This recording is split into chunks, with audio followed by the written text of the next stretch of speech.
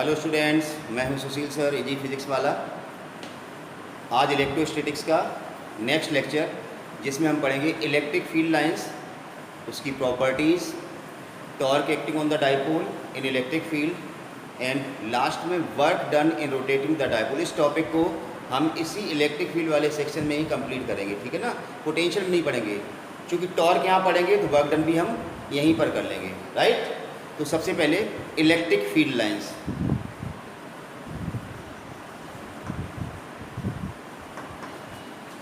या electric lines of forces भी लिख सकते हो आप।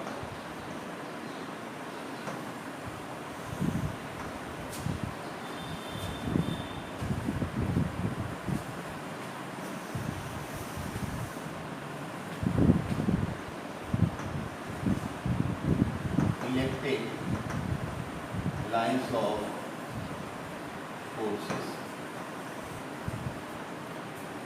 These are the imaginary lines basically representing the path of the unit positive charge in electric field. देखिए हमने पढ़ाया था इलेक्ट्रिक फील्ड की डेफिनेशन में E is equal to F upon Q. This gives F is equal to Q E. तो definitely if any charge Q is placed in electric field E, then it experiences an electric force given by F is equal to QE. Due to this force, charge moves along any path, can move along any path. It may be straight path, it may be curved path. So path of the unit positive charge placed in electric field represents the electric lines of force, or basically it is imaginary lines. Suppose the electric field lines is like this. It means if we draw the tangent at point P, it looks like this. If we draw the tangents at point Q, ये कुछ इस तरह से दिखेगा। इसका मतलब क्या हुआ? इलेक्ट्रिक फील्ड लाइन इस तरह से कर्व है। इसका मतलब ये हुआ कि इलेक्ट्रिक फील्ड में जो चार्ज रखा है उस पर लगने वाले फोर्स का डायरेक्शन इस तरह, जैसे P पॉइंट पे फोर्स इधर लग रहा है, Q पॉइंट पे फोर्स इधर लग रहा है। The tangent drawn at any point on the line gives the direction of force acting on the charged particle, or we can say gives the direction of electric field at that point. तो हम वापस से recap दे रहे हैं। Electric field lines क्या है? These are the imaginary lines representing the path of the unit positive charge in electric field. कोई भी पॉजिटिव चार्ज इलेक्ट्रिक फील्ड में जब हम रखेंगे तो उस पर क्या लगेगा? फोर्स। जिस डायरेक्शन में फोर्स लगेगा वो चार्ज पार्टिकल उसी डायरेक्शन में मूव होगा। जिस पाथ पे मूव होगा उस पाथ को ही हम कहते हैं इलेक्ट्रिक फील्ड लाइंस। क्लियर? अब इसकी हम प्रॉपर्टीज की बात करें। पहली प्रॉपर्टी, जैसे मैं अभी समझा रहा था, tangent drawn at any point on the line. Electric field lines के किसी भी पॉइंट पे हम टेंजेंट डालेंगे, that tangent gives the direction of electric field at that point, और direction of force acting on charge particle at that point. जैसे P point पे tangent डाला इधर है, इसका मतलब ये क्या बता रहा है? Electric field at point P along this direction, electric field at point Q along this direction. So tangent drawn at any point on the line gives the direction of electric field at that point. Second property, two electric field lines never intersect each other. दो electric lines of forces कभी intersect नहीं कर सकती हैं। If they do so, अगर ये ऐसा करती हैं, then at the point of intersection there will be two tangents. आप देख पा रहे हैं इस पॉइंट ऑफ इंटरसेक्शन हम एक टेंजेंट यहाँ भी डाल सकते हैं, एक टेंजेंट यहाँ भी डाल सकते हैं। और अभी बताया था टेंजेंट क्या रिप्रेजेंट करता है? Direction of electric field. तो if two electric lines of forces intersect each other, then at the point of contact there will be two tangents representing two directions of electric field, which is impossible. So that's why two electric lines of force never intersected each other. बहुत सारी property है। Next property, property number हम 3 कह सकते हैं। Electric field lines are radially outward due to positive charge. जैसे मान लो positive charge है, बड़ा सिंपल सा तरीका है, इसके चारों ओर क्या होगा? इलेक्ट्रिक फील्ड होगा। कल भी बताया था मैंने। अब अगर हम कहीं पर भी पॉजिटिव चार्ज रखेंगे, हमने क्या बताया डेफिनेशन में? Force acting on the unit positive charge. जैसे मान लो हमने यहाँ पर रखा यूनिट पॉजिटिव चार्ज, तो ये वाला चार्ज क्या करेगा? इसको रिपेल करके इधर फोर्स लगाएगा। कहीं पर भी रखो, यहाँ रखेंगे इधर लगेगा, यहाँ रखेंगे इधर लगेगा। और ये फोर्स की डायरेक्शन क्या बता रही है, इलेक्ट्रिक फील्ड डायरेक्शन। अगर यूनिट पॉजिटिव चार्ज हम कहीं पर भी रखें इस चार्ज के अराउंड, उस पर फोर्स कितना लगेगा, रेडियली आउटवर्ड, और फोर्स जिस डायरेक्शन में लगेगा चार्ज पार्टिकल उसी डायरेक्शन में मूव करेगा, and that path is called as electric field line. तो आप देख रहे हैं पॉजिटिव चार्ज के कारण जो इलेक्ट्रिक फील्ड लाइंस दिख रही हैं, these are the radially outward. Similarly due to the negative charge particle, अगर यहाँ नेगेटिव चार्ज पार्टिकल होता लाइक दिस, तो ये इलेक्ट्रिक फील्ड लाइंस क्या होती है, रेडियली इनवर्ड, इस तरह से अंदर की तरफ हो जाती है। तो electric field lines are radially outward due to the positive charge, and these are radially inward due to the negative charge. Next property, electric field lines are originated from the positive charge and ending at negative for the combination of two charges plus and minus. अगर दो charge का combination इस तरह से plus और minus, तो electric field lines किधर से निकलेंगी, प्लस से ओरिजिनेट होंगी, एंड कहाँ पर होंगी, नेगेटिव, लाइक दिस।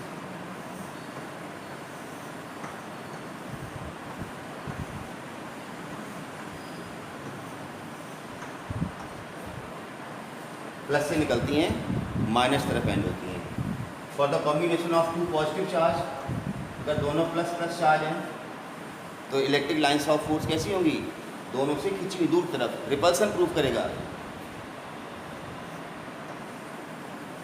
इस तरह से।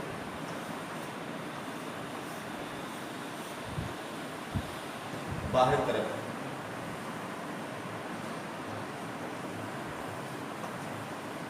न्यूट्रल पॉइंट कहाँ होगा, बीच में कहीं। अगर दोनों पॉजिटिव चार्ज इक्वल मैग्नीट्यूड होंगे तो एग्जैक्टली मिडिल में न्यूट्रल पॉइंट आएगा, ठीक है ना। अब एक चीज़ और है, इलेक्ट्रिक लाइंस ऑफ फोर्स से हम ये कैसे पता लगाएंगे कहाँ पर इलेक्ट्रिक फील्ड ज़्यादा है, कहाँ पर इलेक्ट्रिक फील्ड कम है। तो denser the field lines means strength of electric field is more, and rare the field lines means strength of the electric field is less. जैसे मान लो इस तरह से बता दें, इस तरह से फील्ड लाइंस,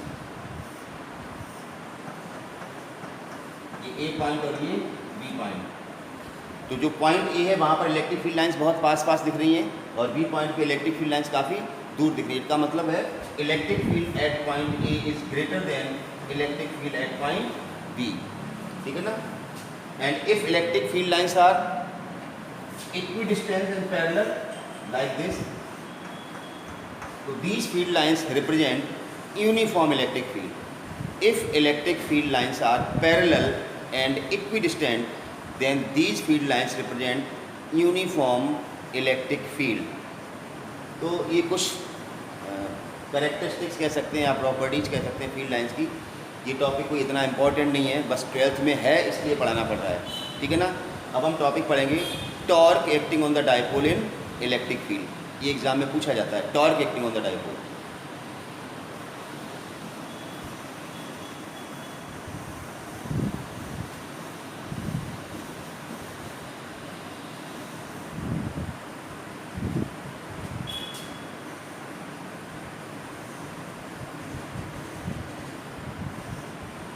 देखिए यूनिफॉर्म इलेक्ट्रिक फील्ड है because electric field lines are parallel and equidistant, ठीक है ना। अब हम इसमें क्या रखेंगे, डाइपोल। कल बताया था डाइपोल का मतलब क्या होता है, arrangement of two equal and opposite charges, तो ये प्लस क्यू चार्ज और ये माइनस क्यू चार्ज, ये डाइपोल रखा है। Each charge of the dipole experiences an electric force in electric field. अभी बताया था मैंने फार्मूला, F बराबर Q into E। Whenever a charge Q is placed in, whenever a charge Q is placed in electric field E, then force acting on it is given by F is equal to QE. So each charge of the dipole experiences an electric force QE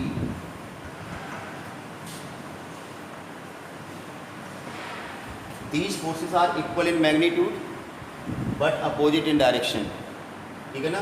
but their line of action are different. इसकी line of action अगर आप देखें इस तरह से, ये जा रही है लाइन ऑफ एक्शन, इसकी लाइन ऑफ एक्शन ये है। तो चूँकि दोनों फोर्स की लाइन ऑफ एक्शन डिफरेंट है तो ये अपोजिट होते हुए कैंसिल नहीं हुए, ध्यान रखना। Two equal and opposite forces cancel only when their line of action passes through the same point. F1 और F2 इस तरह से दो अपोजिट फोर्स हैं, तो ये कैंसिल कब होंगे, जब इनकी line of action same point से पास होती है। तो each charge of the dipole experiences an electric force QE. These forces form a torque. कैसे टॉर्क निकालेंगे देखिए, ध्यान दीजिए. The length of the dipole is 12. Torque का फार्मूला में पता है, torque equal to force into perpendicular distance, force QE.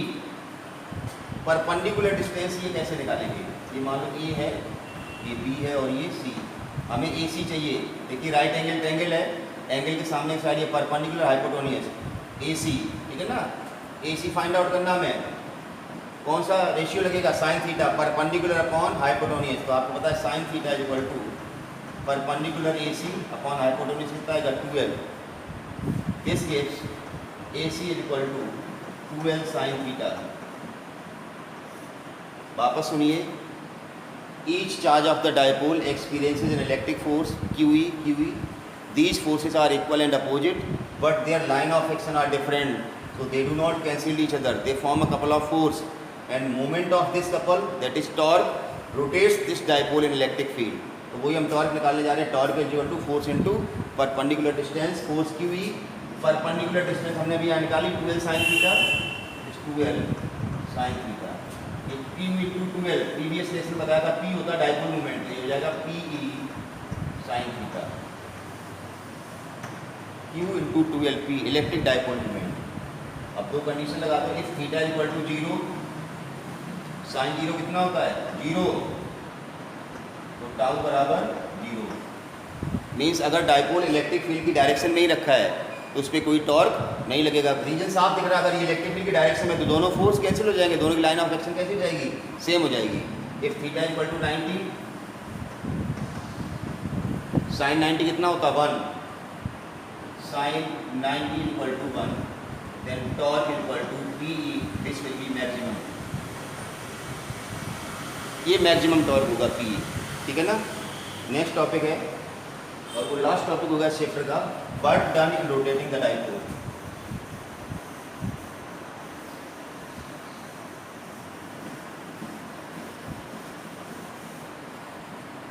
Eleventh class में आपको पढ़ाया गया था रोटेशन के केस में वर्क डन. वैसे तो हमें पता है वर्क डन इक्वल टू होता है force into displacement, df displacement और dw work done equal to f dx. लेकिन in case of rotation force किससे रिप्लेस हो जाएगा? रोटेटिंग फोर्स टाउ, और dx जगह क्या आएगा? Angular displacement d theta.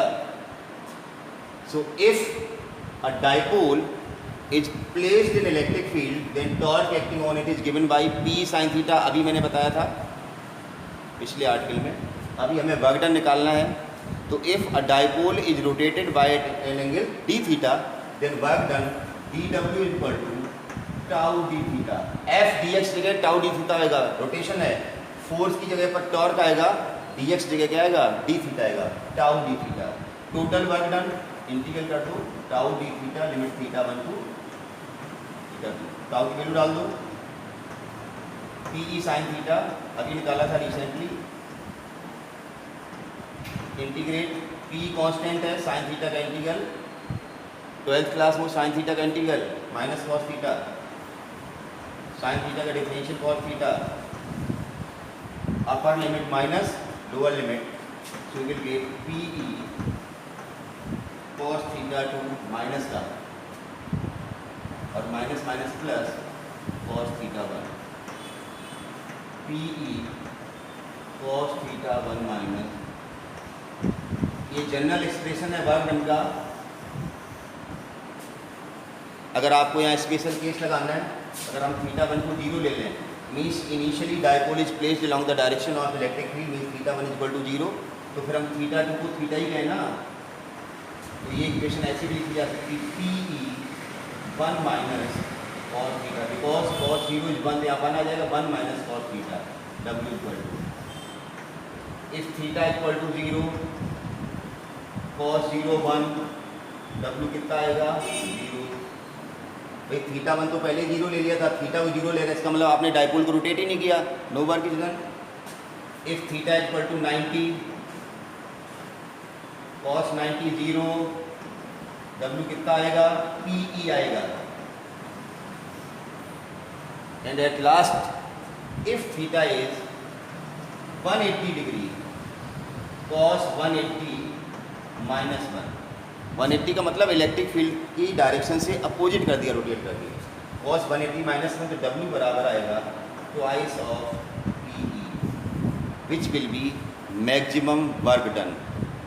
एक चीज़ और यहीं पर बता देता हूँ, ये आपने टॉपिक पढ़ा था work done in rotating the dipole in electric field. अगर हमें डाइपोल की पोटेंशियल एनर्जी निकालनी है तो work done is equivalent to the potential energy. बस कंडीशन एक चेंज करनी है कि कहाँ से कहाँ तक घुमाना है, तो मैक्सिमम टॉर्क की पोजीशन से घुमाना है। मतलब जो θ1 की लिमिट होगी वो 90 होगी, मतलब θ1 को 90 से रिप्लेस करना, θ2 की जगह θ ही रखना, तो वही वर्क डन किसके बराबर होगा, पोटेंशियल एनर्जी के बराबर होगा। तो एक लाइन में खत्म करता हूँ इसको मैं। अगर पोटेंशियल एनर्जी निकालनी है तो वो उस वर्क के बराबर होगा जो डाइपोल को 90 से θ तक रोटेट करने में, मतलब U is equal to W when limit is θ1 को हमने क्या लिया 90 एंड θ2 θ, बाकी वही टाउ बराबर या टाउ डी थीटा। तो सेम रिजल्ट आएगा, टाउ डी थीटा भी हमने किया था, PE cos θ1 माइनस cos θ2। हमने चेंज क्या किया है, यहाँ θ1 की जगह लिमिट क्या लगाई 90 और θ2 की जगह क्या लगाया थीटा। तो आंसर क्या आएगा ये, θ1 90 cos 90 0, तो PE 0 माइनस cos θ2 मतलब cos θ, तो मीन्स माइनस PE cos θ। तो this is the potential energy of the dipole in electric field. या लिख सकते हैं U is equal to minus P dot E, P dot E, P dot E खोलेंगे dot product तो P cos θ आ जाएगा। इसमें दो केस और बता देता हूँ।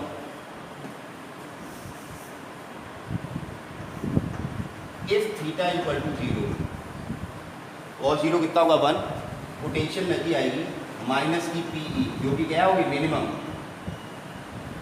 And when the potential energy of the system या dipole is minimum then the system is under stable equilibrium. ये होगा stable equilibrium. And if theta is 180,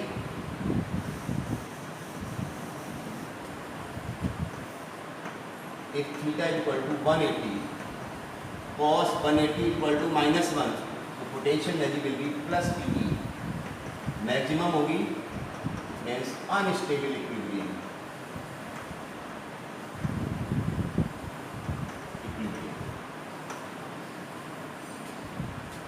तो ये इलेक्ट्रिक फील्ड वाला चैप्टर आपका खत्म होता है।